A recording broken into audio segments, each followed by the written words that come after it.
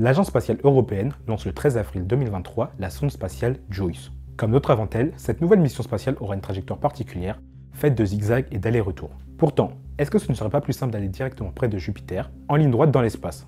Eh bien, pas vraiment. Pour définir la trajectoire d'une mission spatiale, les scientifiques s'appuient sur l'impact que peuvent avoir les corps célestes sur une sonde. C'est ce qu'on appelle l'assistance gravitationnelle. La sonde JUICE va par exemple profiter de l'assistance gravitationnelle de la Terre et de la Lune en août 2024, avant d'être propulsée vers Vénus en 2025. Quand elle sera arrivée là-bas, la sonde va la survoler pour revenir vers la Terre en 2026 et en 2029. Ce sera à la suite de ce dernier survol que la sonde va enfin se diriger vers Jupiter, qu'elle devrait atteindre en 2031. Toutes ces étapes permettront à la sonde d'économiser du carburant et de l'énergie.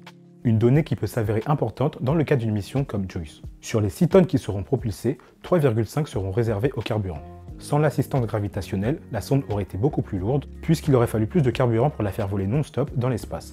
Et ça, c'est une vraie économie pour l'ESA, qui va dépenser 1,6 milliard d'euros dans cette mission.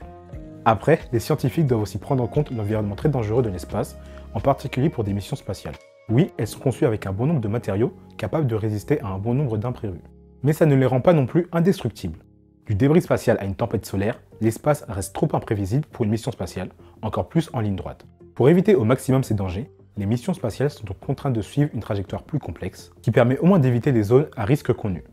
D'un point de vue scientifique aussi, la plupart des missions spatiales n'ont pas vocation à aller vite. Dans le cas de la mission JUICE, les scientifiques ont préféré que la sonde prenne du temps pour atteindre son objectif. Ça permet à la mission spatiale d'embarquer un maximum d'instruments scientifiques pour étudier au mieux Jupiter et ses lunes. Et tout ça n'aurait pas été possible si l'ESA avait été contraint par le temps, ce qui l'aurait poussé à opter pour une trajectoire en ligne droite, qui au final n'a pas énormément d'avantages.